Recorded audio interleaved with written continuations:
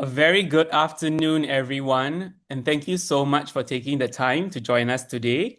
My name is Arjuna Raj, and I'm the head of growth and strategy for Trehaus, as well as the co-founder of Little Lives. It is truly a pleasure to have all of you here with us for this very important conversation.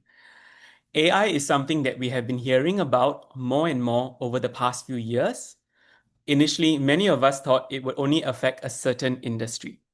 But today, we can clearly see that AI is influencing almost every sector, from copywriting, filmmaking, business analysis, to healthcare, finance, and of course, education. As educators, school leaders, operators, and curriculum specialists, it is important that we understand the nuances of AI and how it may shape the future of learning. More importantly, we need to ask ourselves an honest question. How can we prepare children to become future-ready leaders with 21st century skill sets if we ourselves are afraid of change? There is a quote that says, change is uncomfortable, but growth only happens outside our comfort zone. I believe this is especially relevant in today's scene. The purpose of today's webinar is not to say that AI should replace teachers. In fact, I strongly believe that teachers would always remain at the heart of learning. However, AI can become a powerful tool to support educators, streamline processes, improve productivity, and even help government and organizations make better informed decisions through data and insights. Throughout today's panel discussions, we will hear from speakers across different backgrounds and countries, each bringing a unique perspective. Some will focus on how AI can shape national policies through big data and research. Others will share how AI can support curriculum development, improve operational efficiency, streamline lesson preparation, strengthen classroom practices through project-based learning. Whether you are a preschool owner, operator, principal, curriculum specialist, or classroom teacher, executing lessons daily, we hope today's discussion will give you practical insights into how AI may impact and support your role in different ways. Most importantly, we hope this session encourages all of you to stay curious, adaptable, and open-minded as education continues to evolve. Thank you once again for joining us today. I would now like to hand over to our moderator, Aratna, who's the head of business development and growth for Little Lab. Fantastic. Thank you so much, Arjuna. Really appreciate it. And I think you've hit the nail on the head. Growth truly happens outside of our comfort zone. And as operators, we must model that adaptability and resilience if we want the children in our care to showcase the same. So once again, a very warm good morning, good afternoon, good evening, depending upon which part of the world you're dialing in. As Arjuna mentioned, I'm Aradhana, and I have the privilege of leading growth and strategy-related conversations here at Little Lab. Arjuna has given us a fantastic vision to kick off this discussion. And what we're really looking to do is gather insights from our esteemed panelists, and at the same time, hear from all of you that have dialed in today for this webinar. One of the pressing questions is across Southeast Asia, be it Singapore, Malaysia, India, Pakistan, the increasing awareness in terms of play and project-based approach is increasing. And at the same time, there is also awareness in terms of the regulatory procedures that need to be aligned with as well. So whether you're navigating ECCE in Singapore, or whether it's KP 2026 in Malaysia, or whether you're looking at policies in India and Pakistan, we're really hoping that with this webinar, you will have that clarity to be able to unpack what you need in order to be able to take the education to the next level in your organization. So one of the big questions is, how do we do this without burning out our teachers? As Arjuna rightly said, we at Little Lab, we strongly believe that AI is not to replace the teachers, it is here to empower them. And with that, I would actually like to open up the discussion and introduce our panelists as well for today's session. So just bear with me while I just bring up my screen quickly.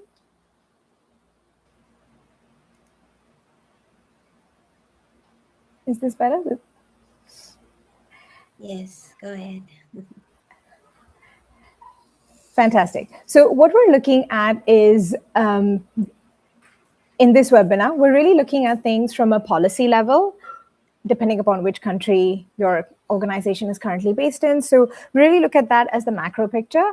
And then what we're looking to do is dive into details about how do you make that happen in your organization through quality curriculum and innovation practices. So that's more. Did we lose Aratna? Yes, she's cut off for me too. I see. Perhaps Arjuna, you'd like to take. Sorry. Just give us a few seconds. Okay, maybe while Arana is trying to get her internet sorted, I just need someone to help me on my camera. Okay, can someone grant me access to on my camera? Start my video. Okay, great. Okay, well, Arana rejoins us. Okay, maybe we can start by introducing our panelists. I'm sorry, I don't have the notes with me at the moment, so I'm just going to go to the top of my head. We have the CEO and founder of Little Lab and Trehaus, Dr. Elaine Kim. We have the co-founder and COO of Trehaus and Little Lab, Elizabeth. We have the Dean and the Head of Education of SEGi College and University, Ms. Carolyn Chu. And we have Mr. Bilal, who's based in Pakistan, and he's very instrumental in shaping national policies in the Pakistan education scene. Okay. While we wait for Arana to rejoin us, maybe I could just recap on what Arana mentioned earlier. She did say that AI is here we can't run away from AI, of course, but it's also important to hear from our panelists how AI, perhaps we can start with that question first, how AI has started shaping their day-to-day workload and all that. And interesting enough, Carolyn wrote a very nice Facebook post yesterday. So Carolyn, I'm going to sabotage you right now and going to ask you about, maybe you could elaborate about how AI has touched your life recently. AI has been increasingly becoming more and more part of my life. When I first started to explore AI, it was very much task-oriented. I will just, ask the generative AI machines, can you do this and this and this? But of late, it has become like a sounding board. Sometimes I get a little bit worried when I think about how much it seems to know about me, and it can even predict, what I would want to get out of it. So, so this puts me, to be a little bit more cautious. So, but yes, it is very much part of my life, and I probably would get to a stage where I'm going to say, yes, I don't know what I'm going to do without my digital colleagues. Yes, because I can just load them task upon task, and when I ask them to redo it, they don't get upset. Yes, and that helps a lot. Thank you, Carolyn. We have Aratna rejoining us in the conversation, so I'm going to pass it over to Aratna. Thank you, Aratna. Thanks, Arjuna, and apologies, such as life in developing countries. With that, I am just going to bring up our slides again so that I have the opportunity to introduce all our speakers properly once again, without the connection being impacted, hopefully. Can I just check if everyone's able to see my slides? Fantastic, thank you.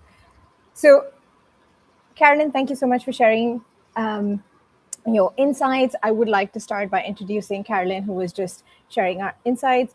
Carolyn has spent a majority of her time training early educators in the field, and also she is a pioneer in this. She has been leading conversations about best practices in early education long before it became a thing. She has a background in education in terms of Montessori, teacher mentoring, as well as higher education leadership.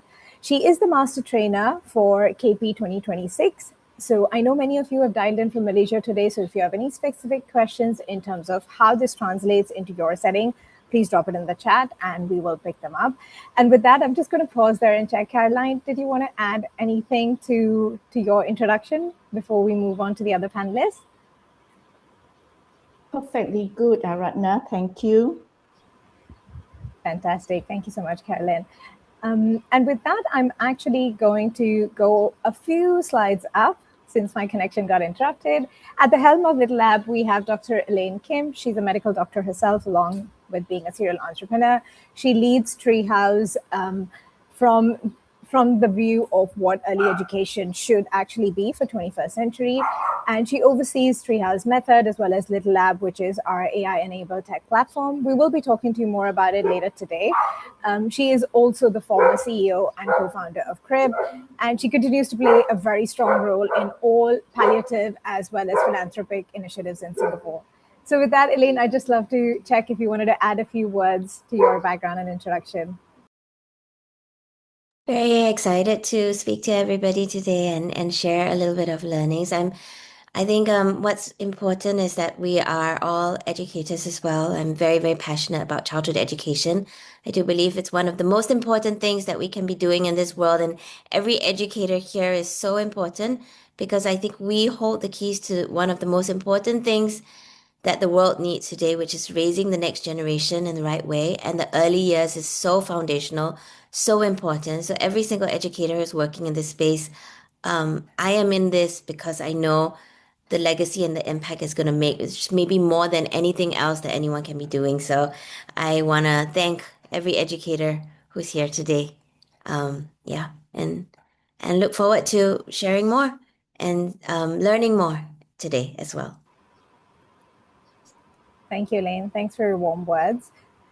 And with that, I'd love to move over to Elizabeth. Elizabeth is our co-founder and CEO at Trehaus. She may be a familiar face for many of you dialing in from Singapore.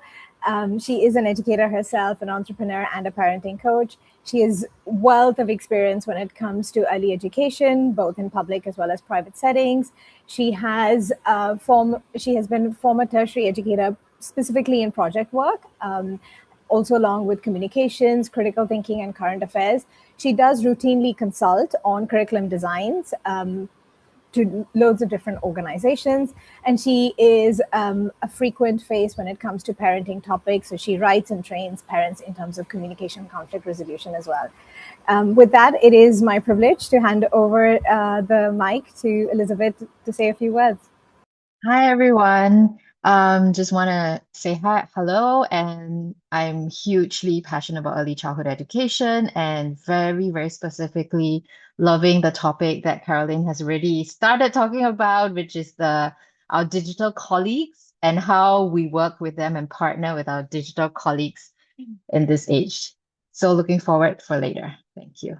And I want to shout out to just give a little bit of credit to Elizabeth as well. That's not stated here is that she is one of the pioneering leaders in thought leadership in early childhood education. She is also a trainer for leaders in early childhood education through National Institute of Education of Early Childhood in Singapore, as well as been trained both with a master's in education as well as in education leadership in Harvard Medical School. So she brings to her years, decades, I would say, of background and understanding and pedagogy in childhood education, in training leaders in early childhood education. So, really privileged to always have Elizabeth sharing her wealth of knowledge as well. Fantastic. Thank you, Elaine. And last but the least, we have Bilal joining in from Pakistan. Bilal also, like all the other panelists, comes in with a wealth of experience across different different areas, whether it's groups like World Bank or Central School Pakistan itself. He carries with him the knowledge of how do you implement best education practices on the field.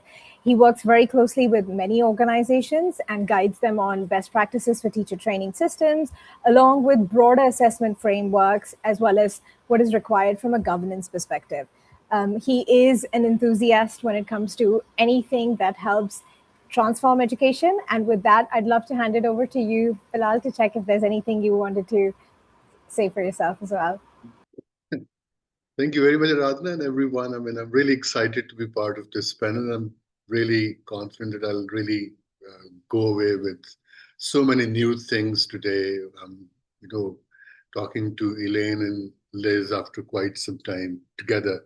So I'm really excited and with the doctor from Malaysia, and I'm humbled. Thank you very much for having me on the panel, and I'll contribute to the extent I can. Thank you very much.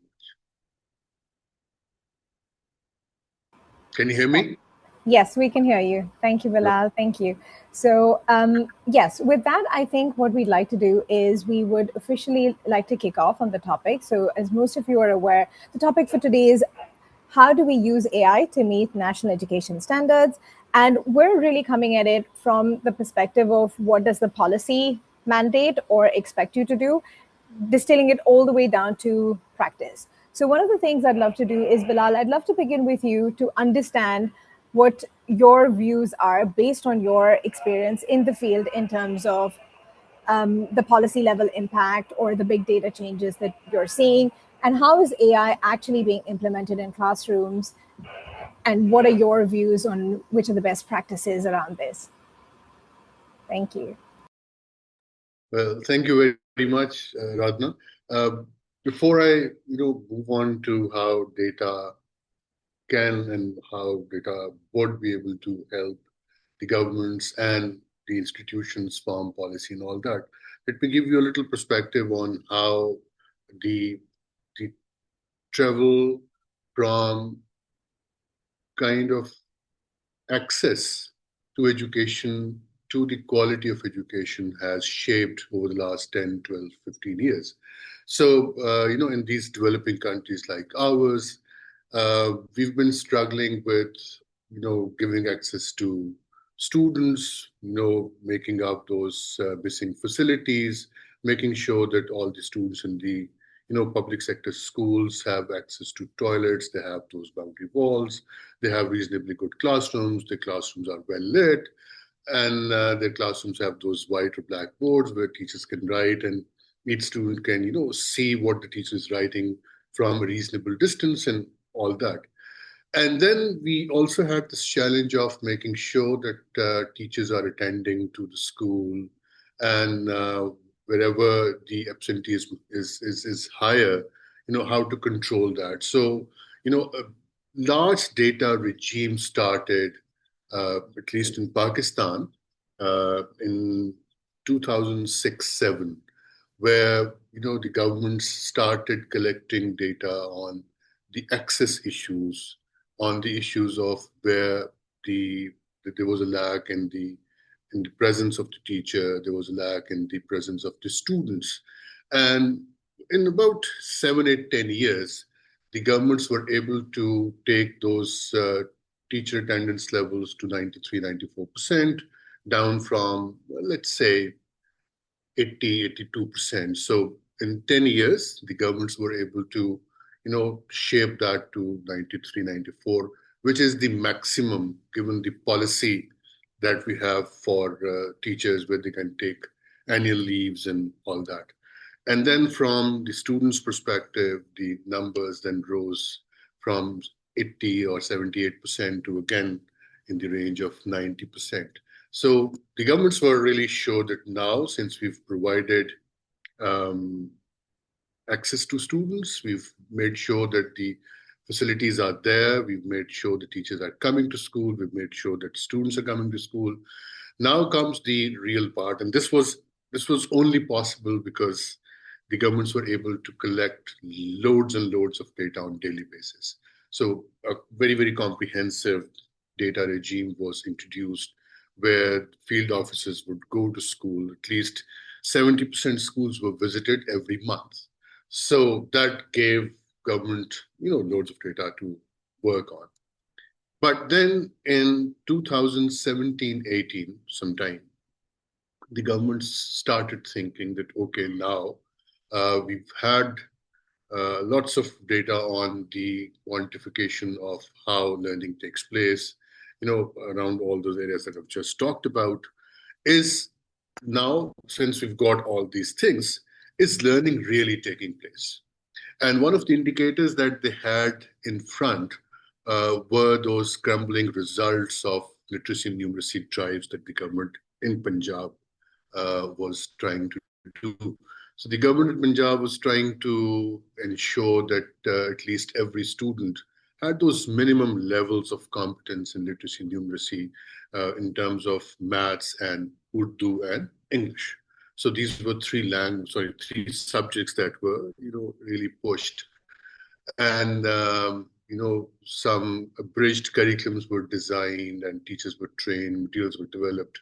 And then they started collecting data on certain assessments that these, data collection officers would go to schools and conduct these assessments.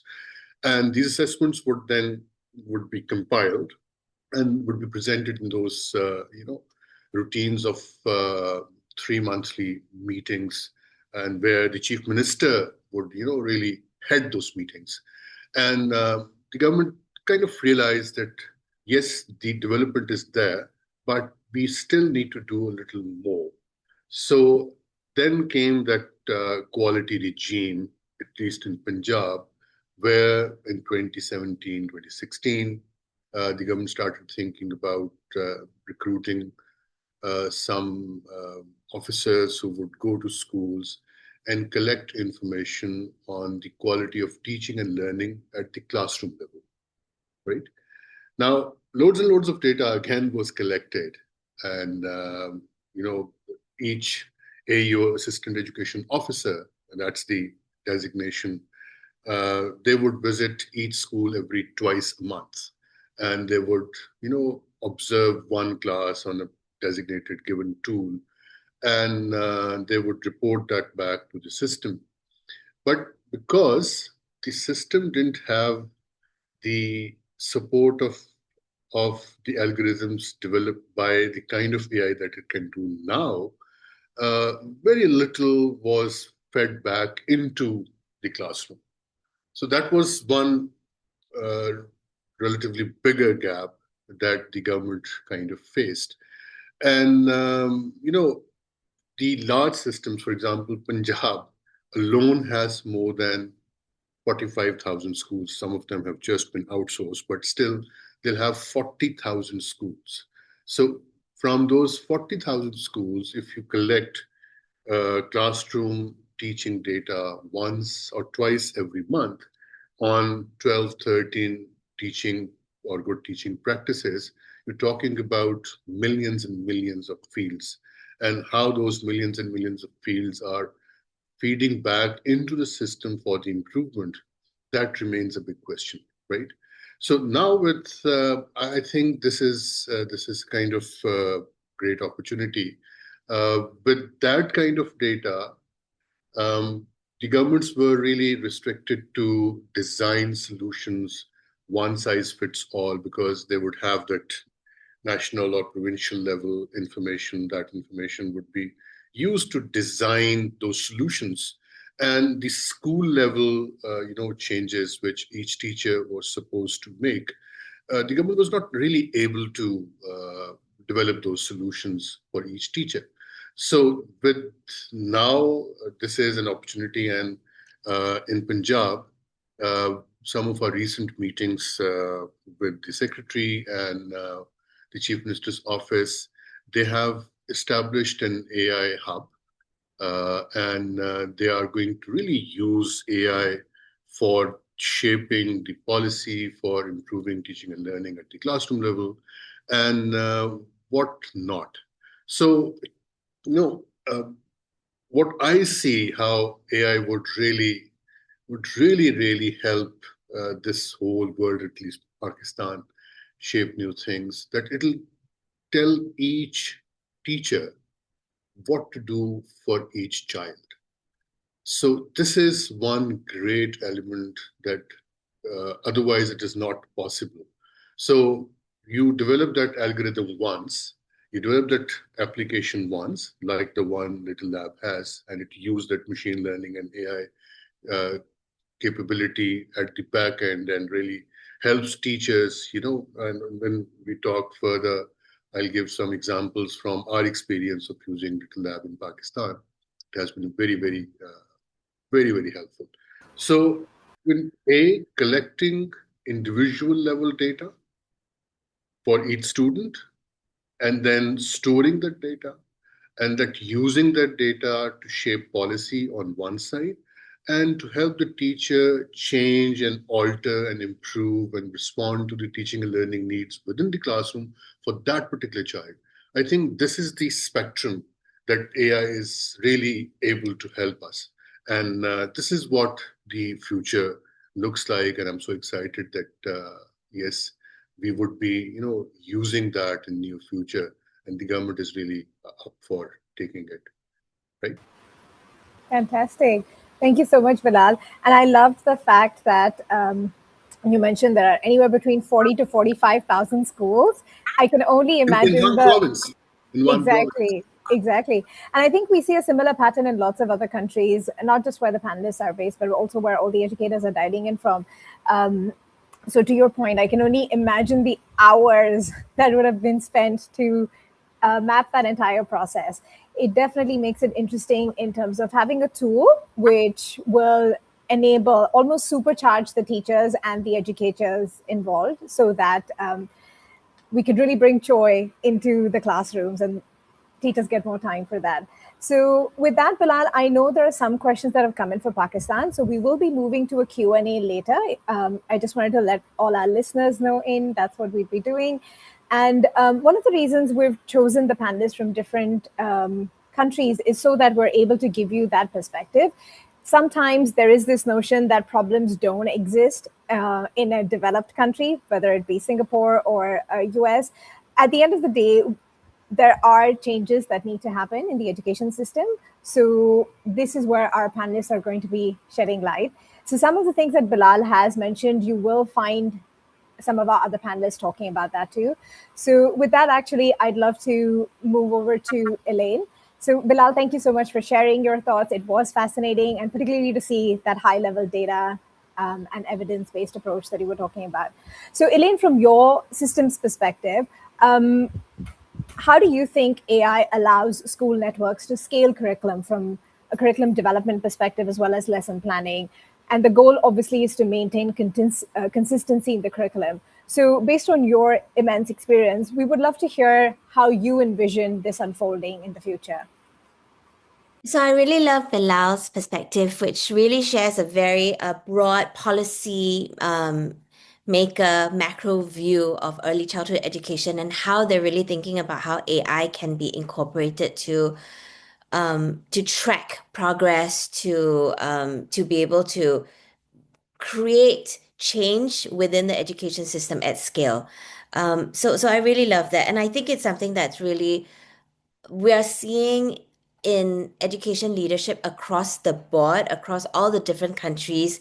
There is general themes of whether you're talking about the national education and the NEL curriculum, whether you're talking about the single national curriculum in Pakistan and ECCE programs in Pakistan, whether you're talking about the NEP, the National Education Policy in India, or whether you're talking about the KP 2026 in Malaysia, and of course in Singapore, when you're talking about EGDA and Sparks accreditation, there's all a general line towards how education curriculum needs to also evolve because we understand so much from research, right, about how kids learn, about how early childhood education should be, and how do we kind of implement this. And these include themes about, for example, how do you create that holistic development, right? It's not just that cognitive, yes, foundational literacy, numeracy is very important, but how do we also incorporate things like is social emotional learning, the 21st century skills like critical thinking, collaborative learning, communication, character building, and then, learning through play-based learning, project-based learning, real life experiences to really engage children. We know from research that this is how kids actually learn and how our early childhood curriculum is. And so I think that is a challenge that is being faced in all these different, wherever the audience you may be from. I think this is a challenge that's being faced because we recognize that this is where it needs to be. But I think in most places, whether you're talking about Pakistan or India or even in Singapore, we still have a ways to come to be able to get to the kind of education that we know that young children need. And I think how do we implement that change, not just on a policy level across countries, but also within school levels and then within the classroom level? And I think a lot of you here today are actually the teachers, right? How do you take all these into account in the way that you deliver your education? And how do we do it at scale? And how do we do it on a micro level within the classroom? And I really do believe this is where technology that comes in and really AI also comes in. And I think Carolyn had mentioned it very briefly. There's this hesitation I think we almost have as educators because we think of AI in a particular way.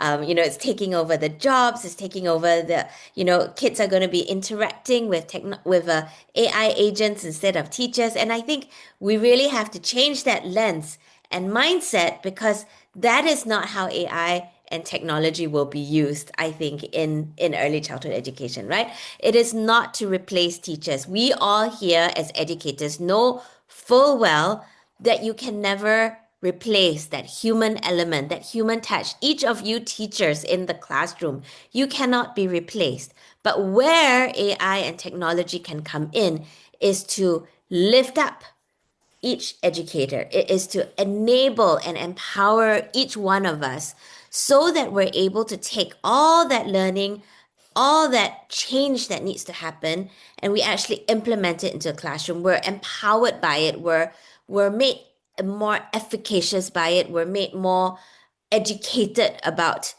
how we need to teach using AI in a way that is incredibly efficient. And I believe that is where AI comes in. And to think about where it can be implemented, I think again you kind of come back to what are the issues that we're facing today in the early childhood space, right? We talk about things like teacher burnout, which is like a lack of resources, right? We don't have enough teachers in our space, to be honest. I mean, even when we have teachers, a lot of times, a lot of teachers are not trained in what is required for early child education while facing problems like overcrowded classrooms.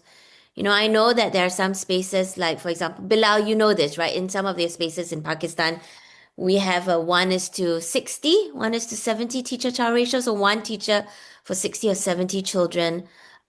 We also have teachers who are just incredibly overworked, have a huge heart to want to bring the most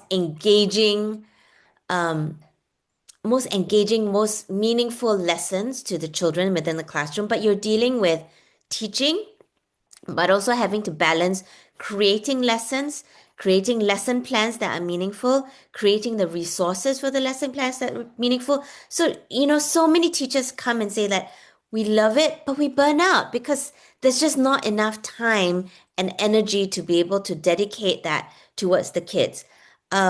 And to plan the lessons, plan the resources, plan all the work that needs to be done, and at the same time to focus on the children when you have overcrowded classrooms, and to apply all these things. I think there is also a gap in terms of, I think there are a lot of educators here that we hear from who recognize that there is that early child education has evolved. There's also a lot of research about how kids learn. They hear the buzzwords of things like project-based learning, play-based learning, teaching 21st century skills, and instilling things like social emotional learning. And you know that you need to do this, but you have no idea how, because you don't have enough of the background and you don't have the practical assistance in being able to actually implement it. I think this is why technology and AI comes in. Very frankly and bluntly, this is why we started Little Lab, which which is really a way to solve for all these problems, right? How do we very efficiently and effectively train educators, like provide that knowledge, provide that wisdom to teachers? We've done projects in the projects that we work with schools as well as governments around the world. We have been able to train teachers with the basics in early childhood education, research, like all these things about project-based learning, play-based learning, SEL, 21st century skills. Um, we've been able to do this within 4 days, right? So basically, you can do it on your own asynchronously. You can do it in a quick cohort of 4 days. And we recognize how important that is for time-strapped educators who really don't have the ability to get certified and trained. They don't have time to take a 6 month, 1 year program to go and be trained in early childhood education. How do we condense this and make it accessible? And the answer again is through technology and AI, because the AI can learn about what you need to know, and it's the technology is able to customize the teaching for the educators to train them and prepare them to be able to deliver that education and to create lesson plans and to be able to run a classroom in a way that's aligned with all we understand about all these frameworks that are trying to tell us to be more holistic, more play-based, more character-focused, while still teaching literacy and numeracy. We're able to now empower teachers to be able to do that within a very short period of time, which they don't have time for, right? I think the other piece where AI comes in is where it helps them as a tool for their everyday life in the classroom, right? Where you have teachers who, again, you're trying to focus on the children, you're trying to create lesson plans for the kids that are catered specifically to the children, and because that's the way that early childhood needs to be, right? It's not teaching from a textbook, it's not rote-based learning. It really has to be understanding the kids themselves, what their interests are, what their levels are, and creating play-based, project-based lessons for them. Again, you could just go online and find a lesson plan, but that will not be individualized to what the kids need, right? So here is where technology and AI comes in. Just as an example, at Little Lab, we now have this toolbox that allows you to be able to have an entire library of lessons, just like Netflix. But because of AI and the algorithms, it can learn about each teacher and the children that they're teaching and give you a customized lesson that you can then deliver. So instead of spending hours creating lessons, trying to fit it to what your kids need, the AI, the technology can take that over for you. It learns about you, it learns about the kids that you need, and it gives you that lesson that is specifically catered to your children. Bilal earlier talked about tracking and measuring progress, right? I think a lot of us as educators also want to know, are the kids engaged? Are the kids learning? How do we take the data of what the kids have learned and kind of apply it? And so again, we have tools today, right, where it can learn. Here again, coming back to Little Lab, if you use our platform, it actually automatically tracks what the kids are learning. So you're not having to go and think about what the kids are learning. It actually tracks it for you. It gives you reports with the click of a button. It helps to advise the algorithm so that you can create custom lessons, again, that are based upon the data that's been collected. So it really is able to track and measure the progress that the kids are making. And it helps teachers who are so time strapped. It helps teachers who need to learn to streamline the education that they're giving with all the other educators. It really kind of comes in and supports all of that so that they can do what you guys do best, right? So you can do what teachers do best, which is just be present for the kids, to understand them, to observe them, to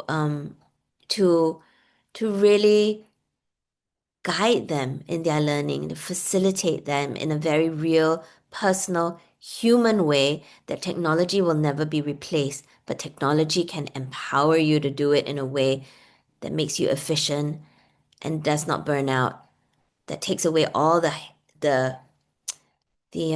scut work, the administrative burden that too many teachers have to have if they want to do all this. So I really do believe that it's, something that as an education sector, if we reframe our view of what technology and AI is and really think about how it can apply within our context and setting without replacing teachers, and actually by enhancing and empowering teachers, I think there's so much that we can benefit from, especially if we are the first movers in this space, right? If we are the schools that are doing it first and thinking about it, and in that way, actually shaping the industry, shaping what technology what and how technology and AI is being used, I think that can be so powerful. So I'm gonna stop there because I'm very passionate about it. I can go on for a lot longer, but I'm going to take a pause here and hand over back to Aradhana. Thank you so much, Elaine. Yes, definitely sense the passion and definitely sense the need for leveraging AI in different forms, whether it's educators, whether it's owners of centers. So with that, actually, it's a really interesting point that you've brought about, Elaine, in terms of how do we use AI to leverage so that we can bring joy into classrooms. And I was wondering if there is a way we can ensure that teachers stay central while leveraging tech, so central to the process of learning. And as we advance with digital tools in our systems, how do we responsibly use them for preparing children for the 21st century world that they're in? So with that, actually, Caroline, I'd love to hear your views since you train thousands of teachers and you deal with questions on a periodic basis in terms of frameworks, specifically in Malaysia, but also understanding the mindset of teachers and the inhibitions or enthusiasms that they might have for technology. So with that, Caroline, I would love to understand from you, how do you perceive teaching children through the care of educators, and how do we empower educators so that they've got the time and the mind space to be able to be fully present in the classrooms, as Elaine was just mentioning? Thanks, Carolyn. Thanks, Aradhana. Is this the time where I get to put up my slides? Okay, I will need to be guided by slides, yes. Otherwise, I will go absolutely off tangent, and come 3 o'clock here, Elizabeth will never get a chance to speak. All right, I just wanted to talk very briefly on artificial intelligence, and I thought that a good way of looking at where we come from, if I use the term authentic intelligence, yes, and I'm going to link both to KP 2026. Okay, next. Right now we're going to move the slides really very quickly, okay? Next slide. Yeah, just one sec, Caroline. But I'm just bringing up the slides in the background. Just give me a minute, please.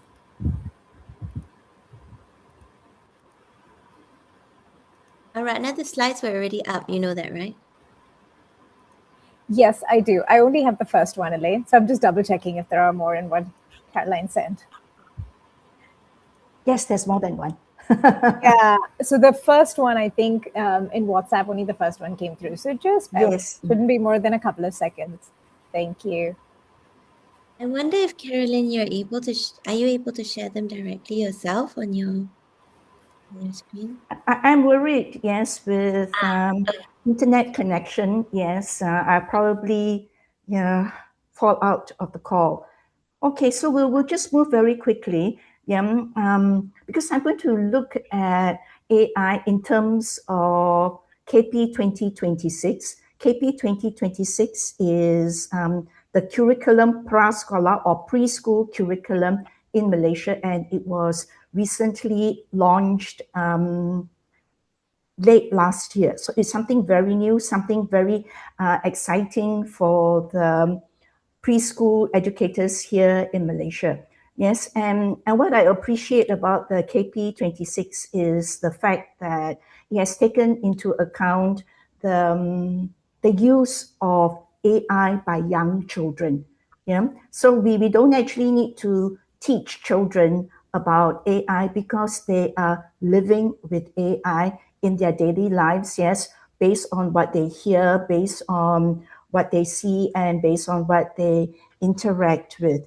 Okay, let's move on to the next slide.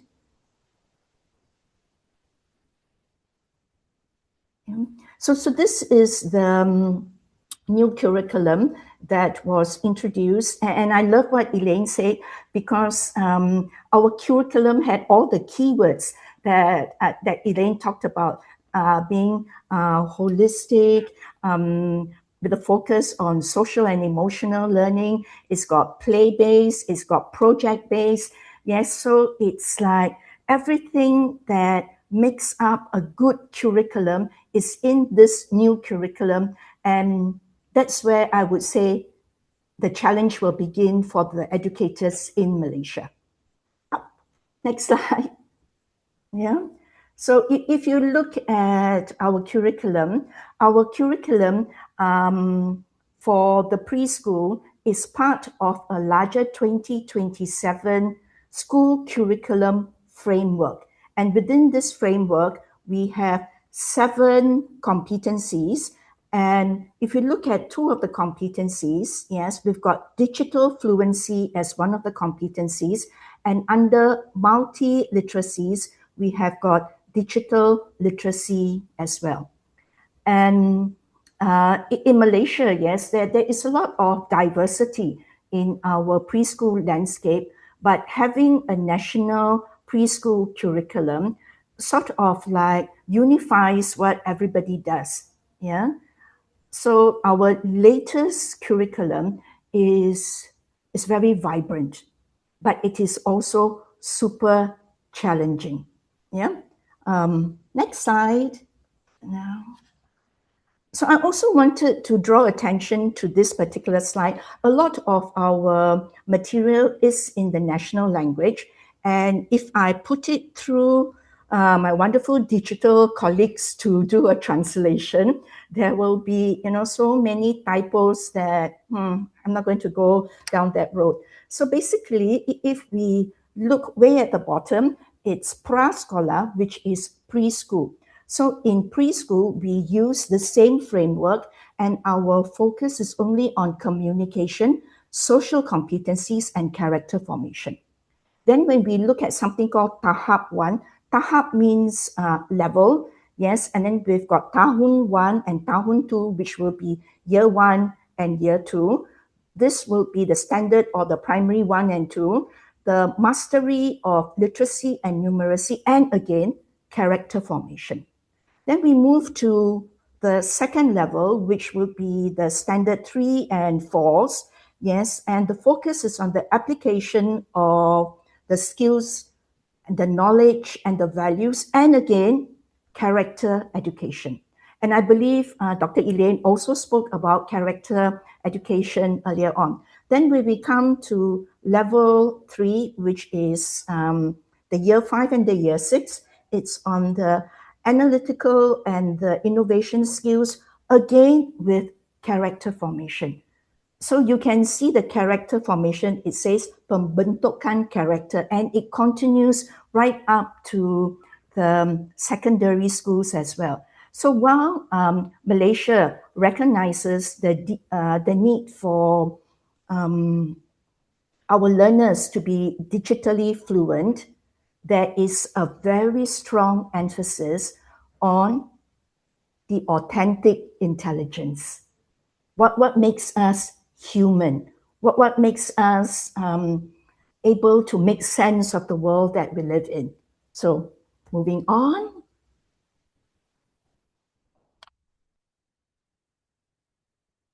So in our new curriculum, there are 6 different learning areas. And if you just take a very quick look at it, yes, you will see the echoes, yes, to what Dr. Elaine already mentioned earlier on. We've got holistic development, we've got well-being, we've got interconnected learning.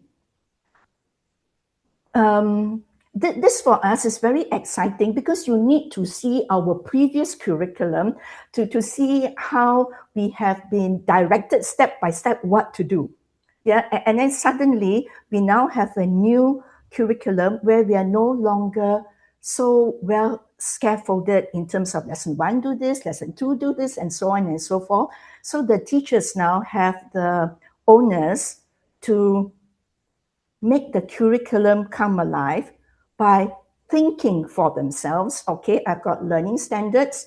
I am told that in my curriculum, I need to integrate the different areas of learning. So the question is, how am I going to do this? And Dr. Elaine already mentioned that there's already so much that needs to be done. Yeah, so burnout is clearly in the near future if we don't do anything about it. Yeah. So a whole lot of stuff. And maybe also to mention, since, this topic was about policy, so I thought I would need to mention the Malaysian education plan that we have for 2026 to 2035, where we are going to build the holistic student. And the focus is on students who will be well-mannered, knowledgeable, skilled, resilient, and confident. Yeah, so you can see that Malaysia has actually moved away from the common academic strengths that we used to come from. Yeah. Okay, moving on. Yeah. So I wanted to see how much of digital focus there is in our current curriculum. Yes, and it was very heartening that our document actually says that in terms of digital fluency, in the preschool context, the children only need to understand the rules and limitations of using digital technology. They only need to use these resources appropriately, and they're required to produce simple digital content. Yeah. And because of digital literacy being one of the competencies, we also have some learning standards under the language and literacy learning area. So digital fluency is covered under the cognitive learning area. Next slide. So in the area of cognition, yes, I just pulled out one of the assessment areas. So assessment in our new preschool curriculum requires the teachers to observe in natural settings, yes, and to determine based on their observations whether the children, for example, in their use of digital devices safely and responsibly, are they just at the stage level 1 where they just name the digital device, or are they able to explain how to use the device, or at the highest level, they're at the stage where they can use the digital devices to collect and manage information safely and responsibly. Yeah? So our KP26 does address digital readiness through the 2 competencies, but AI is not explicitly stated. Yeah. So in no way do we need to teach our children AI. So we are going to look at the use of AI in Malaysia as a tool, very much so to be used by the teachers. Yeah. So moving on, this is where the second part of my presentation comes in, because I looked at KP 2026 and I wanted to see its impact on the children in terms of AI learning. And I looked at it in terms of the educators. Yeah. And this slide kind of again repeats, yes, that as teachers it's going to be very challenging now, because in the past we just needed to deliver content, but now we need to design lessons, maybe even create learning environments that will be engaging for the children to bring the joy, yes, that everyone had spoken about earlier on. Yeah. And I already mentioned earlier on, the cognitive demands are going to be a lot higher for the teachers, because now they would need to observe authentically, yes, and to be able to pick up the children's learning needs, and they need to document that progress. Yeah. And the other thing that I wanted to bring in is the fact that they also need to have enough knowledge, yes, to be able to make the judgments, yes, to see that if they wanted to adapt practices, if they wanted to bring in tools, yes, to help them in the planning of their lessons, in the reflections, yes, in the documentation of their work, they need to know what they are doing. Yeah. So we need better trained teachers in this aspect. So if we move on to the next slide. Yeah. So the support that AI can bring to the preschool classrooms in Malaysia is going to be quite big. Yeah. Because even when I do KP 26 training, yes, and I always tell the trainees, look, you need to be able to achieve these learning outcomes. If you don't know what to do, you can ask AI.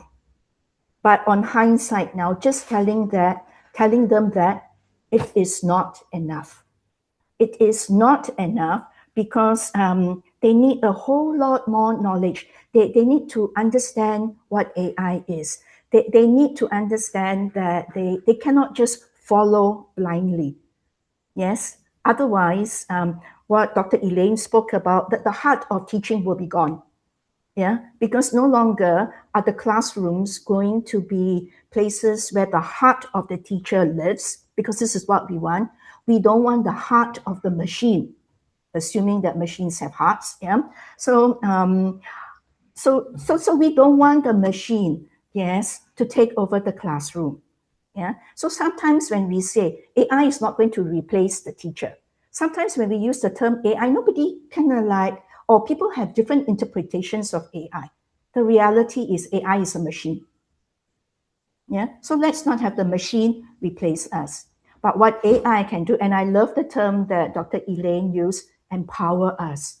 It can empower us because and plan better. Because at just the click of the finger, literally at our fingertips, there are so many resources. But when you have so many resources, you're going to be overwhelmed. Which one are you going to choose? Yes, which one will make the best sense for you, for the children that you know best? Yeah. So there's a lot of planning that AI can do. AI definitely would be able to observe better than the teacher. Yes, but the teacher still needs to interpret the data. Yeah, with additional information that she has or he has on the child, unless she feeds all this information into the systems. Yeah, and AI definitely can save us a lot of time with all the documents that we need to prepare, all the reports that the parents are asking us for. Yeah, and AI could do that again very effortlessly. Yeah, so but at the end of the day, AI is not here to replace us. Next Yes. slide. Yeah. Yes, Yes, Carolyn. yes, Before please. no, that's very insightful, and I think one thing is evident that we're not here to replace the teachers. And I love the points that you mentioned around AI. It's almost like AI is a sidekick for teachers, right? Like it's doing things like easing off the administrative workload, whether it's lesson planning, whether it's reporting, whether it's helping them in assessing um, assessing the children. And it's all particularly helpful in settings where you don't have a small child to teacher ratio, where you've got one teacher and many students. So I'm just going to briefly pause there, Carolyn, if that's okay, just because Yes. I'd love to hear from Elizabeth too. Like you, she has a lot of experience in terms of training the teachers and what that on the ground reality looks like, because you touched upon a few points in terms of training, in terms of lesson planning. So all of these. And Elizabeth, what I'd love to hear from you, from your practical experience and all the teaching that you impart to educators, what do you see AI really helping them with? Is it with project-based learning, guiding them how to implement project-based learning, or all of the above, without actually delivering repetitive content? So how does a teacher ensure that he or she leverages on AI? Yeah. So I wanted to say that Caroline has actually said everything that I wanted to say. Technology should not teach the child. Teachers must remain central to the learning experience. But I just want to backtrack a little bit that beyond all the training that we can give teachers, the heart of everything that we want teachers to embrace in this age of AI is really to change their mindset that of course they are central to the learning experience, but I want to ask that very, very blunt question to every educator seated here as well. Are you a critical thinker too? In the age of wanting to raise critical thinkers amongst us, people, children who are creative, curious, resilient, have grit, are critical thinkers. are we fundamentally critical thinkers? Because that will determine how we use AI. And I like us teachers, and I'm sure there are a lot of educators in the room today. What's really important is that we have the internal compass. I think Carolyn has alluded to that. Bilal has talked about the big data that is really just everywhere now that, systems can be collecting. Elaine's been talking about how at the heart of it all, the teachers need to use AI, use technology, use digital tools in responsible ways. I like us to think about the internal compass that we all need to have as educators, that we are in this business of educating and education because we want to be truly doing good to the children in our profession, right? And the internal compass, I have just 3 A's for you. It's been alluded to. That's accountability. That's the first A. Accuracy. I think that's what Carolyn's talking about as well. Check your data, check if it's accurate. And the third one is authenticity, right? How do we contextualize it? How do we make sure that it's extremely applicable to the children that are in our care? So beyond that, then we can start to talk about how do we use AI? How do we use technology tools, digital tools to help us in our classrooms? And I think we can go on and on to talk about how it's around to help us think more creatively, how we can diverge in planning lessons, how we can this will take forever, but my suggestion is let's just get to the fundamentals, right? Let's relearn. Let's rethink. Let's reframe. Let's have our mindset shifted in what's best practices for our work. I'm just going to do a quick plug for the Teaching Training Academy that we have. We really want to go back to the first principles, the first practices. So that's the work that I do. Beyond that, in every other context in Malaysia and Pakistan, let's look at how we can just reset and reframe our minds to be critical thinkers and to have the internal compass before we launch any talk about how do we deliver better lessons, how do we do play-based, project-based learning. I think the training for teachers is extremely important. Yeah. Thank you, Elizabeth. That was very insightful indeed. And I have a feeling everyone who's listening in probably has questions, whether it's around how do we kick off training, how do we leverage on AI for lesson planning. So please feel free to drop any questions as they come to you in the chat that appears in the Zoom session right now. We will be picking them up. So with that, actually, I would love to go back to Bilal, because I know, Bilal, earlier when you were talking about big data and policy, you were mentioning a few other points around what you have seen. So not necessarily restricted to Pakistan, but based on your vast experience in the space, how do you foresee the practical steps that an educator or a school could start off as they begin this transformation with AI? Well, very, very insightful, to be very honest. I mean, there have been quite a few, areas and points which I've been trying to note down.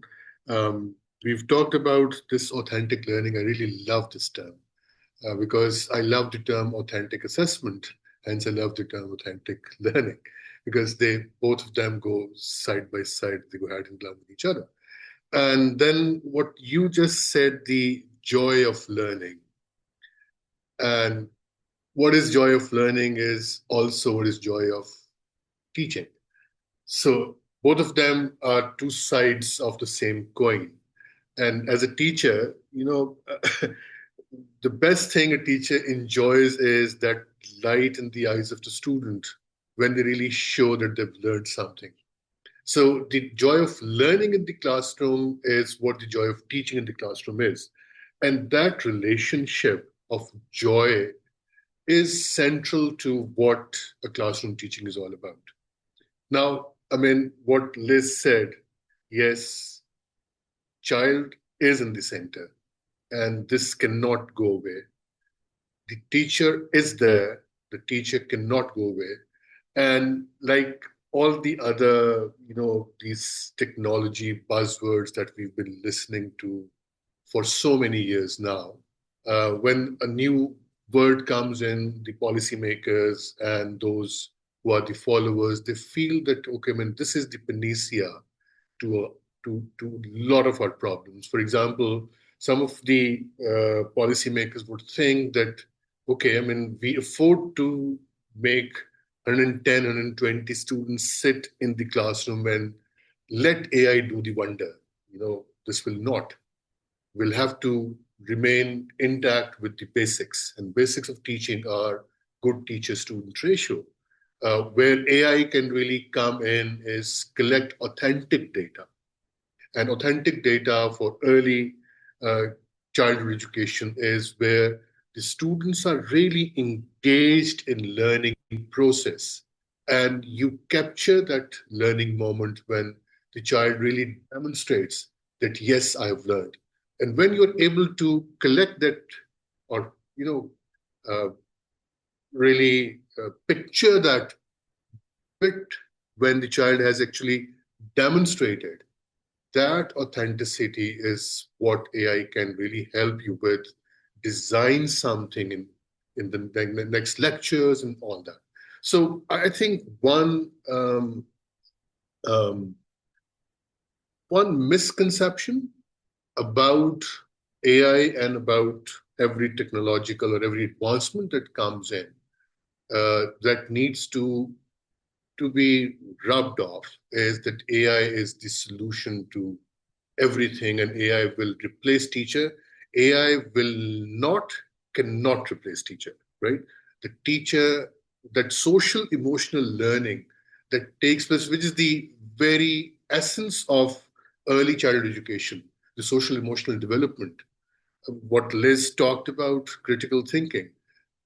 The challenge for today's educator is that AI would provide that basic fundamental information, and it is available to each child, starting from, our children aged 4, 5, and whatnot. They spend more time with these machines than they spend with the teachers and the parents. So this information is available to them at a fingertip. So just click and whole lot of information around numbers and colors and whatnot would really, come in front of them. Now, the teacher is there to translate that information into real critical thinking processes and systems and projects. So this is where I think AI would really come handy, as far as I can see. And for that, I think the most important thing that schools, group of schools or educators and people in the ministry, they need to do, they really need to train those AI models where small level data on critical thinking could be developed, given to the students and teachers in the classroom, like the one we've used in Little Lab. So, I mean, what Little Lab does, it doesn't really replace teacher. We've practiced or we've pilot tested that in a group of 60. So there is one teacher and 60 students. And I'm talking about early child education, grade 1, ECCE, right? So this is where the largest or the highest level of guided learning is required, right? So this is where the AI was able to help these teachers, because they were able to use the system well. How? There were good lesson plans. Teachers were taken off the burden of developing those lesson plans. A. The system was able to suggest the right lesson plan at the right level for the right group of students. The system was able to help the teacher, get those particular learning moments at those learning hours or learning moments when the child was actually demonstrating that. And then, I mean, in the teachers, for example, they cannot, they can collect these moments on paper too. But then the additional work is that they'll have to analyze that. Yet another additional bit is that once the analysis has taken place, they'll have to devise strategies how to deal with that.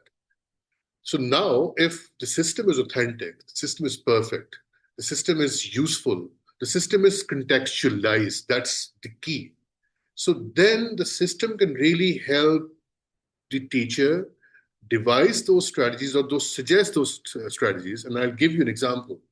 I mean, Little Lab, what it does, it suggests you some lessons based on the authentic moments that teachers capture, and then suggest those lessons and those particular activities for certain groups. And these suggestions were available to all the teachers. But then those teachers who followed those suggestions in absolute terms completely, they gained better results. So in that case, I mean, the teachers will have to trust the system. The educators need to develop that system well. The educators need to contextualize that system to the reality of the teacher. So if that gap remains wide, it will never come to the aid of the teacher, because teacher knows that this has not been designed with my particular context in view. So context, critical thinking, and going beyond just available information is something that is extremely, extremely important. And that is something that the future needs to look at. So we cannot really develop system with one size fits all. So the AI can really help us develop those personalized learning processes and systems. For example, another pilot that we did with AI with middle school students in Pakistan. And, we were able to train the AI on grade 6, 7, 8 content. So the AI was not able to go beyond that or below that. So that's one key important thing, that how do you train AI system well, number one. And then how do you motivate children? Two of the very, very, interesting comments that when I visited those classrooms and met students, and I asked, okay, how do you like the system? And one comment was that we like it because AI is not judgmental. So we can make mistakes. This is so good. But for that, you'll have to train the AI design to the particular level of that child, to the particular context of those students. So that's extremely, extremely important. And then at the policy level, if we really start thinking that AI is the solution to 110 students in one class, it's a solution to training all those teachers, yes, AI can help you with developing those lesson plans, but the delivery remains with the teacher. So the AI cannot do the delivery bit, which is the essence of teaching and learning. So how do you communicate with the child? How do you engage children within those activities? This is the skill of the teacher. That skill cannot be taken away from the teacher. And AI cannot do this job. AI can suggest you 110,000 strategies of doing better project-based learning. But when it comes to doing that in the actual classroom scenario and setting, there's a teacher who is to develop and deliver that. So you can really help the teacher learn those strategies. But the training bit that Liz was talking about, I think this remains there. And this has become more important now because all this data is easily and available free of cost to so many people on ground. And if you understand the word quack, so this is a comparison of a quack and a doctor, right? So getting information and using that without having authentic information and authentic learning and having that authentic brain, Dr. Caroline, that's not going to do good.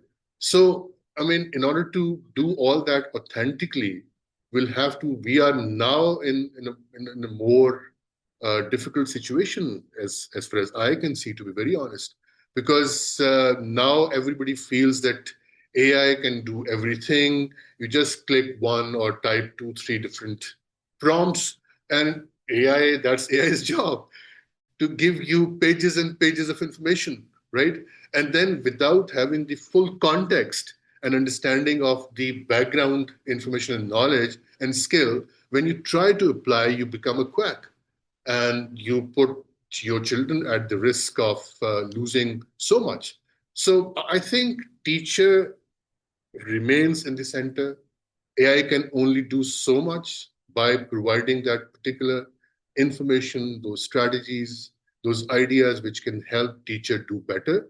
But AI cannot do the job of a teacher of delivering that effectively in the classroom. So effective classroom delivery remains with the teacher. And now I think this is more required to train teachers better.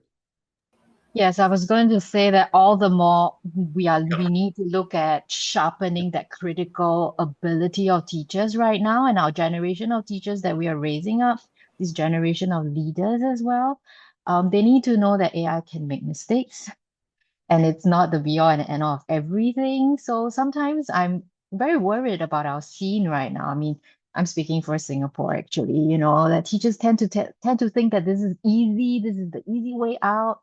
They start to not engage their critical thinking faculties, and that is the real impact to me in the classroom.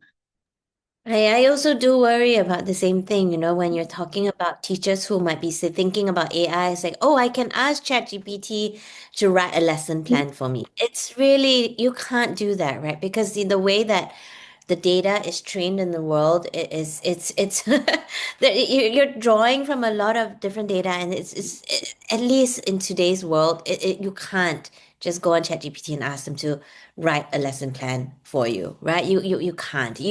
And I think that's a big part of why we've been collecting the data at Little Lab for so long, so that we are actually being able to create lesson plans on our recommend lesson plans, but these lesson plans are actually created by masters in educate people with masters, PhDs in education who understand childhood education, who understand scaffolding, who understand project-based learning and play-based learning, and are able to take the input from the teachers and understand it, but deliver it in a way that's actually pedagogically sound and correct. Because I think it can be very dangerous if you just go out there and use tools that are not created. We always like to say were created by educators for educators. And I think if you go out there and use tools out there that are just created by the world for the world, it's not going to be the same. And yet, we as educators hold such a huge responsibility to make sure that we have these lives in our hands. In the time between 1 to 7 is like 90% of their brain, their character is developing. You hold these lives in our hands. Like, I really believe we need to hold it with responsibility too. And that's really what we aim to do, to really be pedagogically sound in everything that we provide and how we use the AI. So anyway, just felt like I needed to chime in there a little bit No, in agreement. glad you did, Elaine. And Carolyn, I just wanted to make sure that you not only have a chance to walk us through the rest of your slides, but I feel like there has been a bit of an overlap in terms of the limitations Yes. that you were going to address anyway, that Bilal's highlighted, and also the very grave threat that Elaine and Liz have pointed out, where we just blindly follow AI and it doesn't have the context. So with that, I'll quickly bring up the remaining 6 slides that you have left. And if you just want to quickly whiz through them and find No, I don't need to go through the slides. Maybe I just want to add on the fact that what Elaine said, that we need to remember that AI is a tool, and the value of the tool is how we use it. Yeah. Okay. And also perhaps the idea, yes, that Elizabeth talked about critical thinking, and the danger with using AI is we might end up being overly dependent on AI, and that might breed mental laziness. Yeah, so there's this term that popped up somewhere, and I say, "Oh, this is nice." Yeah, so just like how we need to get up and move physically, yes, we need to exercise our mental faculties, and we need to really think about what AI gives to us, because AI, they like to use this term, AI will hallucinate and give us things that are not quite right. So the important thing is, as educators, we need to always lead in the classroom, and AI remains, yes, a tool that supports us. Okay, I'm good. Fantastic. Thanks so much for sharing, Carolyn. Really appreciate that. Dr. Elaine, I'd love to turn to you for a minute, because you mentioned a couple of points in terms of joy, bringing joy into the classroom. I was wondering if you had any practical insights, particularly for those who are new to the education journey. They're just starting out their education journey new, or are not very technologically savvy. What would you say would be the practical tools for them, so that they have the confidence that they will be able to impart this joy in their learning practices in their classrooms? So much of why we're in this space of what we do at Little Lab and Treehouse is because we think that the key to joy in the classroom really is the teachers. We talk about how AI and technology can never replace that human element. And I think for there to be joy in the classrooms, the teachers must be joyful. And I think the big problem in a lot of classrooms today, in a lot of schools, a lot of systems, is that they're not joyful. And it's not because I think a lot of that joy of why they got into teaching, which is to really interact with the children, impart the learning, facilitate the learning, but also just sharing life in this children is not there right now. And it's difficulties like, again, huge classroom sizes, large teacher-child ratio. The workload of teachers has also increases, as rightfully we want to track kids' progress. Rightfully we want to show accountability. Rightfully we want to communicate with parents and make sure that there's strong communication with community. We want to make sure that there's alignment with other teachers. But all of this takes a lot of load, administrative burden, mental load on teachers. And I mean, that makes it not joyful, right? Because you can't spend time with the kids doing, and you're just overworked and you're really tired, and you just have so many tasks you need to do. And really, why we created my true belief is that we are not leveraging technology enough to be able to take away the things that we don't want. We don't want technology to make our work harder. We don't want it to make it more administrative. And unfortunately, Carolyn just now talked about tools are tools. You have to be figuring out how to use them. And unfortunately, I think a lot of tools today don't make teachers' lives easier. So this is one thing that we've always been like extremely, and this is not about a sales thing for Little Lab, but really just kind of communicating that whole piece about joy. One of the things that has been so important fundamentally in the way we build our products at Treehouse and Little Lab is that it's always about, is this going to make the lives of the teachers easier and more joyful? Because if it's not going to make, they set the temperature for the classrooms. If they are not joyful, the kids are not going to find joy. They're not going to have that joy in learning. It's so important for us to instill that love for learning in these early years, because it sets that benchmark for kids throughout their entire lives, whether they like school or not, whether they like learning a lot, whether they're curious, whether all of these things, we are setting that temperature within the classroom that's going to set that temperature and that inclination for the rest of their lives.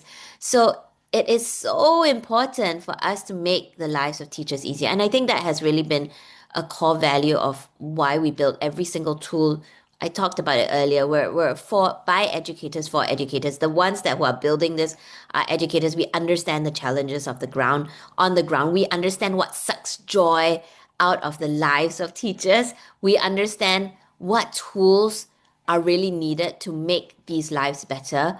You know, of course, doing it in a way, as we talked about, that is pedagogically sound. Every lesson plan that we have, that the AI recommends to the teachers on our platform at Little Lab, it's been vetted by an actual educator. It's been vetted by not just an educator, but an expert educator, like someone with a huge background, like, years and years of experience, plus, masters, PhDs in education before that even goes out to any educator using AI to recommend the right one, but it's been written by an actual human. Every tool that we've created is to, again, instill joy, right? Because we want the teachers to be spending time with the kids, not like creating reports, writing parent-teacher meeting reports to teachers, writing, filling in out forms to talk about what progress the kids have made subjectively and not objectively. We want to take away all of that burden. So, we create tools so you can do it with the click of a button, right? You don't have, it's all automated for you so that you can really spend time with the kids. So I think, yeah, joy in the classroom is just deeply important. We set the temperature as educators, and we as also people in the education space, leaders in the education space, Bilal, you in policy making, Carolyn, you who are training teachers, we've got to we've got to create an ecosystem, and we've got to create a platform. We've got to create tools to make teachers more joyful. To also, I think a big part of it is also creating more teachers in this space, because there is really a sector shortage. I think there's always, schools are always telling us that, we're having problems hiring, we're having problems retaining teachers. Good teachers are hard to come by. And then as educators on the ground, it's like we have so many kids that we need to look after, right? And I think we need to find a way to affordably and effectively train teachers. Something that we are also hoping to do with our teacher training academy, which again, as I mentioned, can train teachers in like 4 days, or we can do it online asynchronous. You don't need to take out a year to do it. And I think that these things, if there are more people to share the workload, in a cost-effective way, because I know for schools and for institutions, it's also about, it really comes down to pricing. Not we can train them in a cost-effective way to raise up more people, while at the same time, recognizing the value and the salaries that teachers should be receiving, but also just bringing them a lot of supporting hands, right? I think all of this will play a part in making the lives of teachers more joyful, and they will bring that joy into the classroom and to the children. So, yeah, really need to think Fantastic. about that. Thanks so much, Elaine. And that is a very valuable point in terms of bringing that joy in from the get-go and creating that entire ecosystem. So it's not just seasoned educators, but those who are starting out new, who are unaware of how they will be able to do it. I think it's very important to create that safe space for them. Thank you so much for sharing with us. Before we move on to Q&A, I just wanted to quickly ask Elizabeth, based on your experience, whether it's at NIEC or Little Lab or all of the other consulting that you do, I'm just wondering if you see a common pattern, Elizabeth, in terms of the power of guided learning, and particularly guided learning that comes from very foundational, robust training that an educator could have. So do you see if this plays a big part in the kind of educators that we have in the industry and the way a teacher shows up in the classroom? I think we are all navigating what training now means in today's context, with a lot of these very critical thinking skills that our children need. And from where I'm working, we're really looking at how to help the teacher.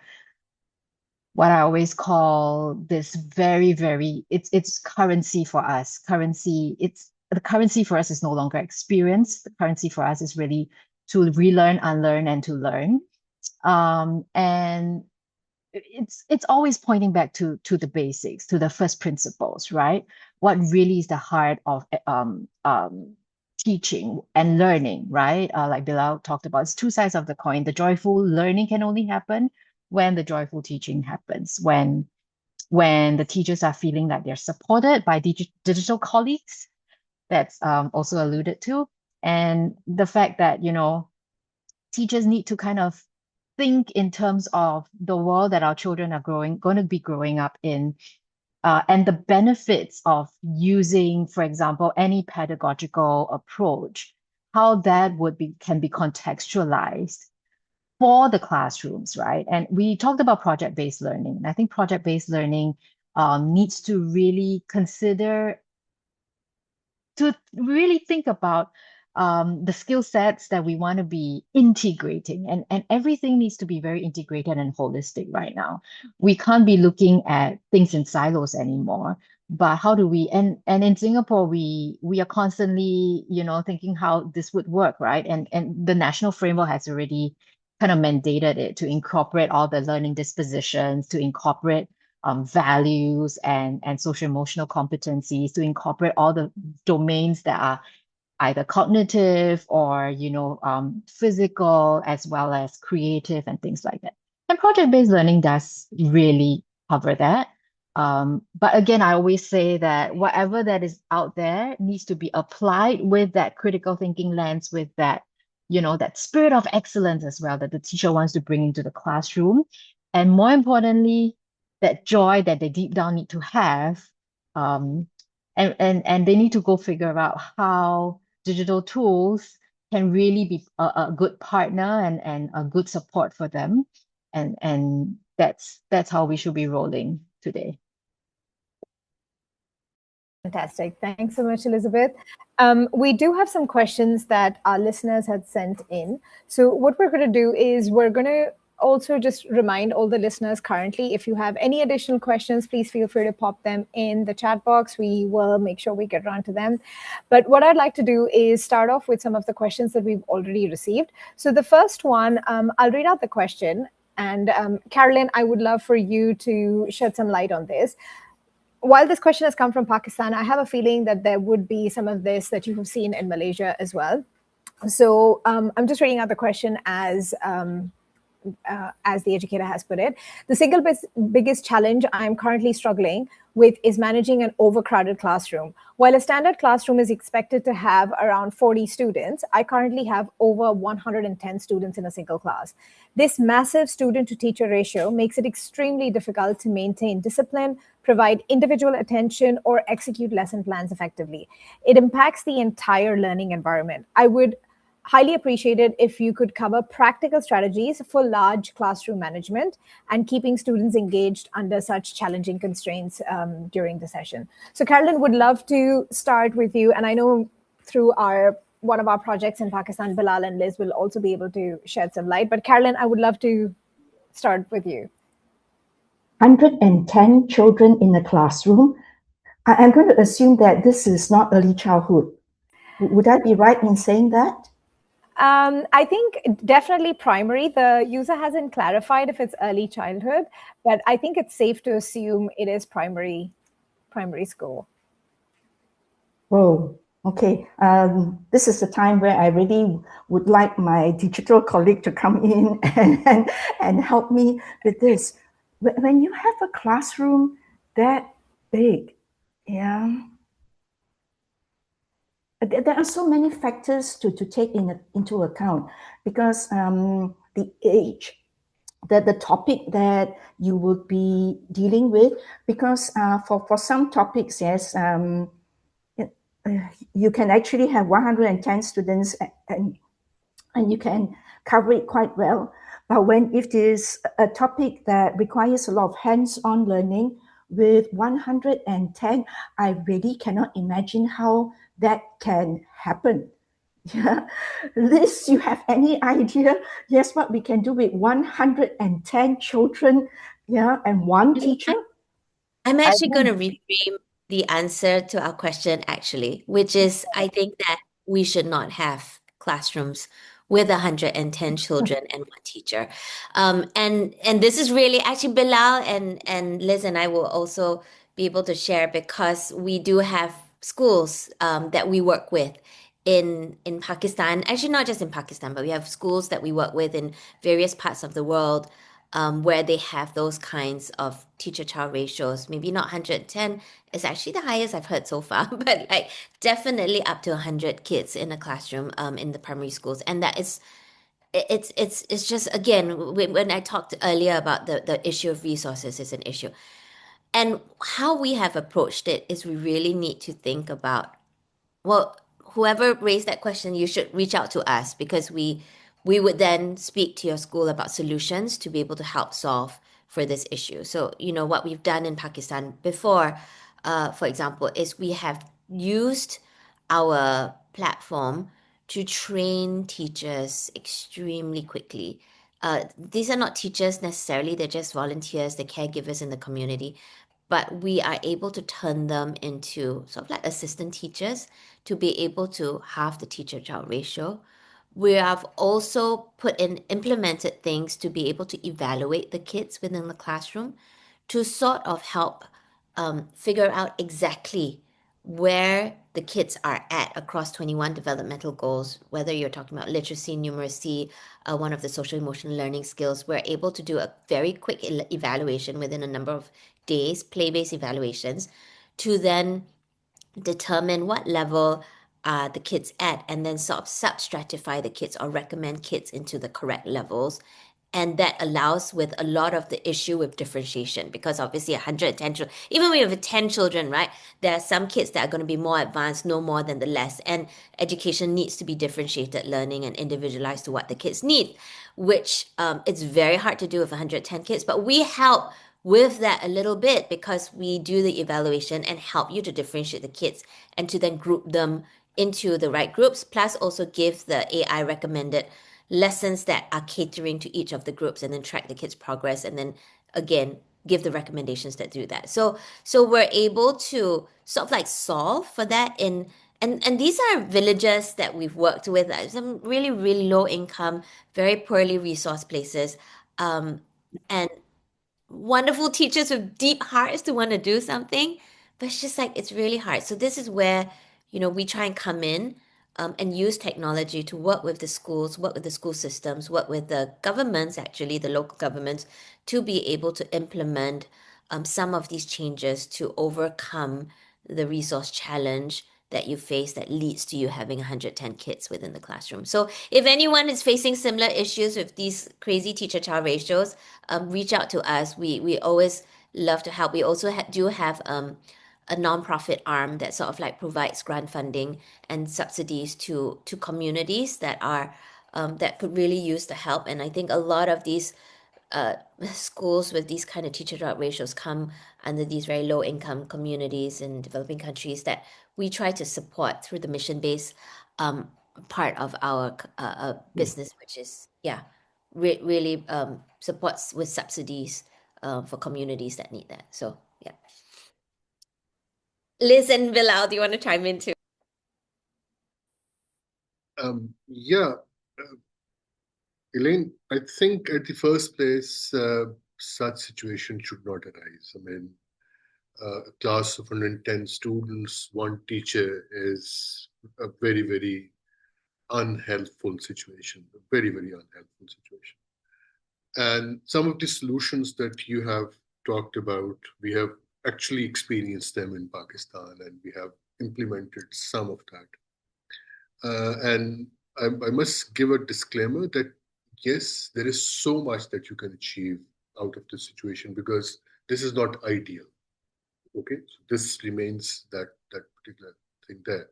But yes, I mean, if I really summarize, parent-teacher councils or parent councils or parent communities historically have been used in these developing countries to provide that administrative or logistical support.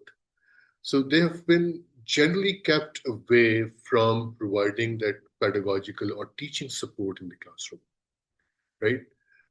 And this is what we did in Pakistan. We kind of tried using the community come to the school and take some of their educated girls and train them very quickly, as Elaine talked about, very quickly to become support or co-facilitators or assistant teachers or whatever the term you want to use, so that these young girls motivated, they want to do something in life, they belong to that community. That's the essence, right? Because they belong to that community, so they really want to contribute, and they don't have anything very, very positive at home to do. So if you train them and there is a small stipend, if that the school can afford, their motivation would go manifold, right? So that is one plausible solution, practical solution. So if you have 110 students and one teacher, if you have one more co-teacher, you have 55 to 1 ratio. So your ratio drops down by 100%, right there. And if you can get two more or one more, so you are then able to, develop a very, very nice classroom where a lot of group work can be managed with the support of each other. One. The other part that Elaine was talking about, and this has been done very effectively through these training programs, was using those group work techniques more effectively.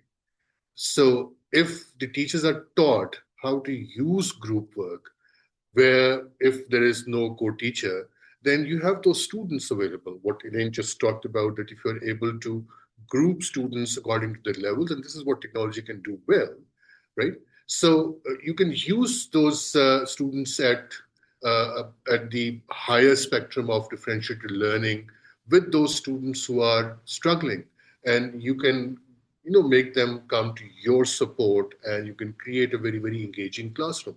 So I think effective group work, and how do you set your classroom in different learning areas is also an essential thing that one can really do. So three possible strategies that I can think of is: go to your community, get some people, get some girls and boys who can really be helpful in managing your class, train them to the extent possible. Elaine has been very kind offering that support. So take that support and develop your co-teachers, and then use the effective classroom management and group management strategies. So I think this can minimize or lower the risk or challenge. It cannot eliminate that.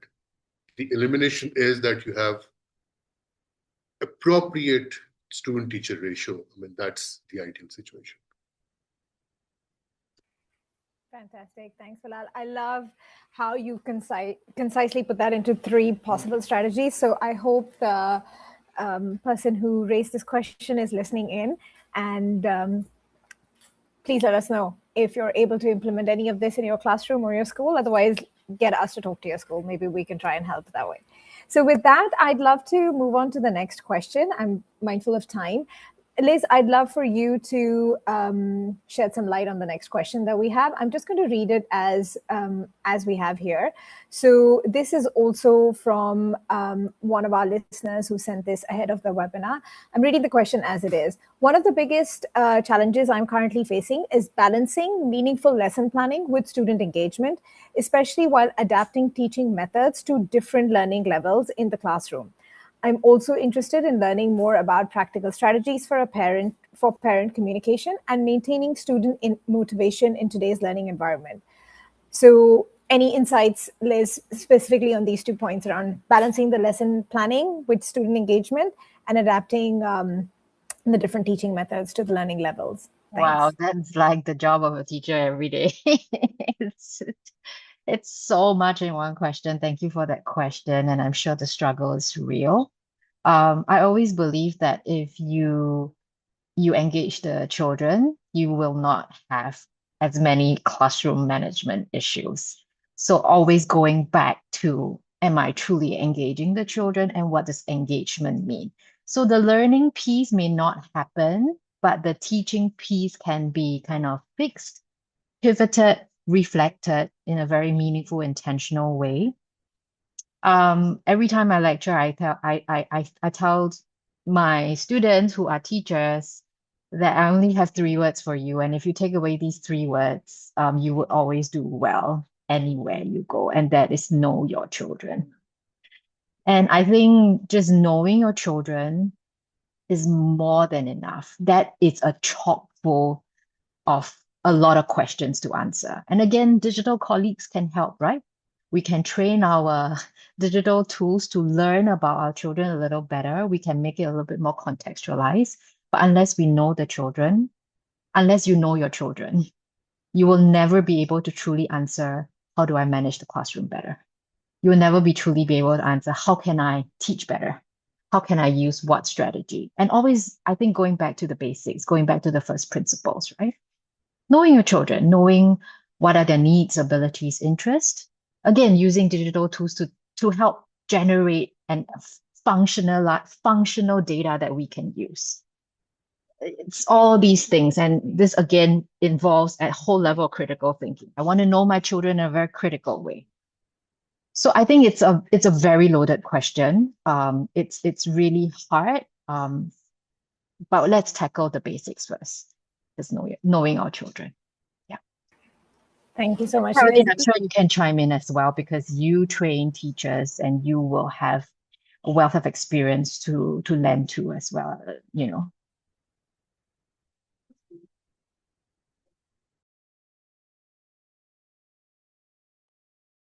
I love Liz's answer. It's perfect. It sums up everything. Just know your children and everything will fall into place.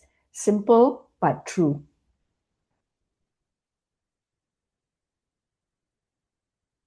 Fantastic. Thank you. And love that line, know your children. I think that resonates not only for educators, but I think also as parents. It's such a powerful line, and it has so many applications to it. So thank you so much for sharing, Liz. Appreciate it. So with that, I'd like to move on to the next question. And Elaine, if I could have your thoughts on this, this would be great.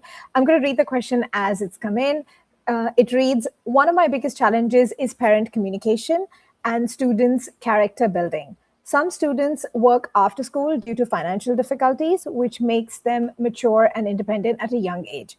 As a result, they sometimes resist positive behavioral change and guidance, making character development more challenging. So any practical tools or tips or advice that you may have on this, Elaine? Very specific question, I've got to say. So I guess if I were to summarize the question, it sounds like it is around behavioral management of children who are precocious for their age. Is it independent and stuff? And one component is the independence, and I think possibly they mature and they're a lot more independent is because they have responsibilities after school. So the way the user has typed it, my understanding is this segment of children attend school, and then after school they actually go out and work. So they probably mature and become more independent faster than their peers. So how can that be handled as an educator in two ways? One, from a parent communication, and two, in terms of introducing positive behavioral changes for that student. so actually one of the things that I think this leads into is that the whole idea of educating a child, it takes a village to raise a child, right? So while educators are extremely important, a big part of it is that partnership, the cooperation and partnership between caregivers, parents, as well as the school and teachers. And I think a big part, in fact, if you look at a lot of research, right, one of the biggest factors for success in childhood education is actually parental involvement. And I think that is, again, actually coming back to where technology can be used. Another situation where actually education can be benefited from by AI and technology, because what technology can bring is communication tools that allow you to be able to communicate what is happening within the school with the parents, to track the progress, as we talked about, of where the kids are at. I mean, we do that little lab, right? Our tool allows you to track the progress, but also creates generated reports that can kind of go out to parents and develop that interaction between parents and kids. And I think in these, like in a lot of the low income kind of communities where parents are not educated at all, they're not educated. They don't. So sometimes there are a lot of communities where parents don't even understand the importance of education, and so they don't prioritize it. You know, this adds this whole layer of like we're not just educating the children, we're also educating the parents and the community to let them understand what early childhood development is about, what early childhood education is about. Why is it important? I mean, basic things that a lot of people in the development might take for granted, like nutrition, for example, like Coca-Cola is not good for you. Milk is good for you, right? Like, you know, this whole concept that people take for granted, and I think we can communicate it to the kids. We can communicate it to the parents. It's so powerful when there is that network effect of being able to educate the children as well as the parents and to really uplift communities, right? Kids who are working at an early age, this is again something that can be educated at a community level, right? Because I think coming back to the initial question of that we had earlier on about 110 children in the classroom, I think it again, if we're talking early childhood, and maybe this teacher comes from a older group set. Usually we talk about early childhood from, infancy till about until about 8 or 9 years old. But especially at the earlier parts of this, the kids should not be working, right? They should be playing. They should be in school. They should be learning. They should be developing all these social skills that we were talking about, developing literacy, numeracy, and things like that. And I think this is again something where education is so powerful to be able to uplift communities because we're educating the children themselves and giving them an opportunity out of typical paths, I suppose, but we're also able to educate the parents and then in that way educate the community and also maybe bring in government leaders. So it becomes like an entire society and community and society uplifting mission that we can make a huge impact in. So, and yeah, we can use tools. Little Lab is just one of them, but there are tools to be able to improve that communication and education of children as well as parents, I believe. Thank you, Elaine. Yes, it definitely does take a village to raise a child. All the educators and parents dialing in will echo with that sentiment that Elaine has just shared. Thank you. Thank you so much for that. With that, I'd like to move on to the last question that we currently have. And Carolyn, if I could gather your insights on this, I would really appreciate it. I'm going to read the question as it's come in. Our biggest challenge right now is perfect teacher training required, how to teach effectively. So I'm assuming the user is trying to understand what is the idea of a perfect teacher training, if one exists, and mainly to understand how that really transcends into teaching effectively. So we'd love to hear your thoughts, Carolyn. I'm not sure whether there is a perfect teacher training model or not, but I like the idea that Elaine spoke about, where, within 4 days, you can actually get the basics of early childhood teacher training. Yeah, what is involved in early childhood to be an early childhood educator. Yeah, because like places like in Malaysia, we are very much regulated. Yeah, so when we are regulated, it means that if you want to work in early childhood, you have to have at least a diploma, and our diploma is going to be something called 90 credits, which will take slightly over 2 years of study. Yeah. So, and Having said that, it doesn't mean that that training is perfect. Yeah. What is important about teacher training is that once you get whatever qualification that you have, you need to continue to want to learn, to be curious, yeah, to remain current. So as long as you have this openness to learning, constantly seeking answer, that would be perfect learning for the educators. I hope that helps. Yeah, and I love that. Basically, you're talking about growth mindset. And even as an educator, the adult leading the child's education, we ourselves should embrace the attitude that we must keep learning and growing. So I love that. Thank you so much, Carolyn. That is wonderful. So hopefully all those who sent...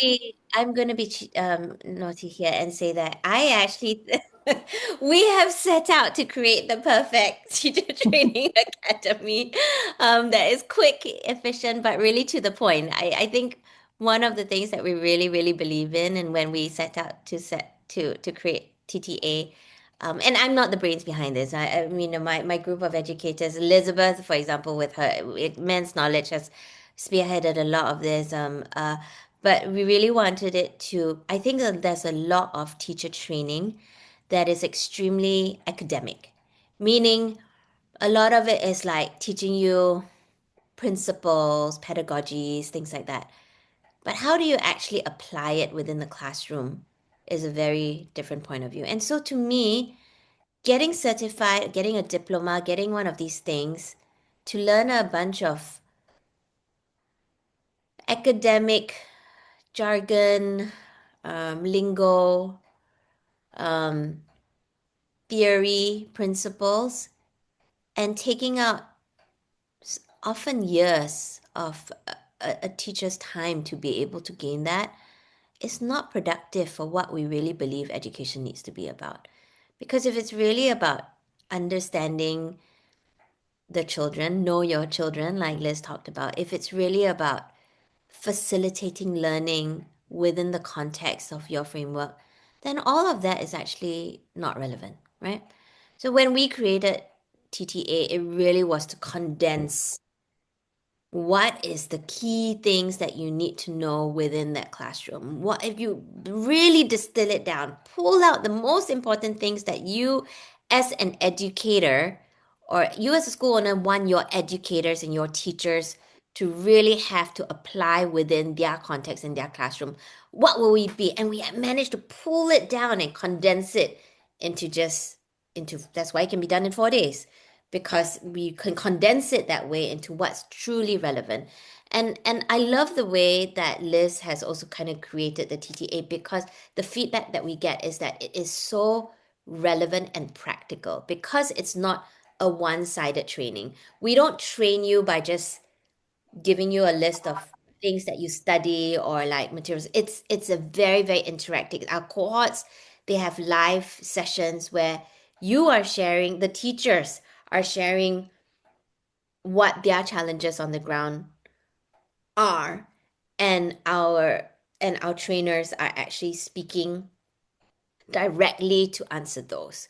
It's not like, again, if you have 10 kids in your class versus 110 children in your classroom, the context is extremely different. If you are in a high-end school with like all these materials and facilities, it's very different from when you're in a village school with, limited access to any resources at all, right? And so the important part of a good training, I believe, and is what we really believe in at Teacher Training Academy, is really being able to condense that and apply it to your particular context.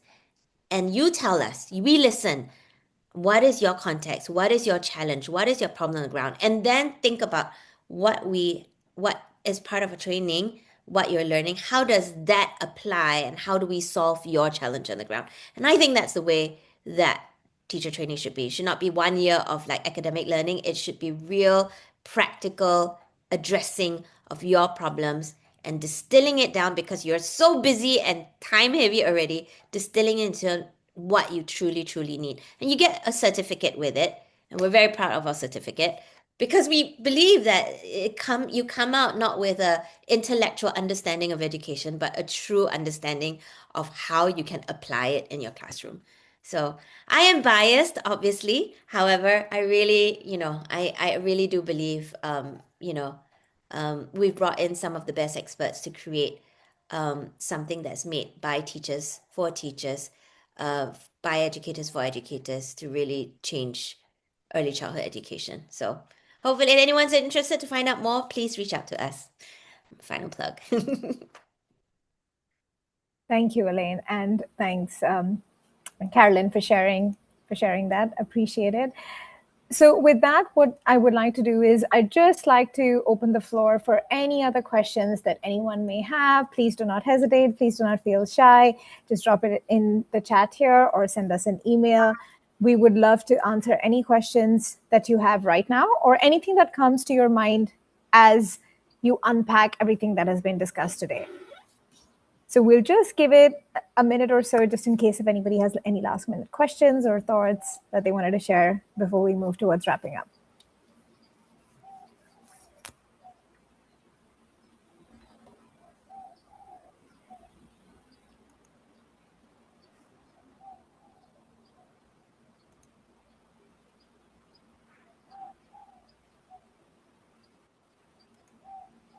Fantastic. I think we are coming towards the end. I know it is getting late for some of the colleagues, as well as those who are dialing in.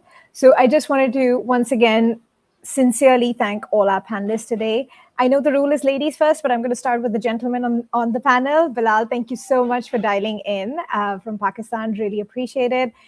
Carolyn, thank you for dialing in from Malaysia. And Elaine and Liz, thank you both for joining. Thank you both for joining as well from England as well as Singapore. So thank you once again to everyone who put this webinar together. From all of us at Little Lab, we wish you a wonderful day, irrespective of what time it is, from where you're dialing in. And if you have any questions, any thoughts in terms of how can we collectively as a community bring about the change in education, the change that we want to see for our organization, our fellow educators, please write into us. We would love to hear from you, and we would love to keep these discussions going. Thank you so much for dialing in. Have a great day ahead. Thank you.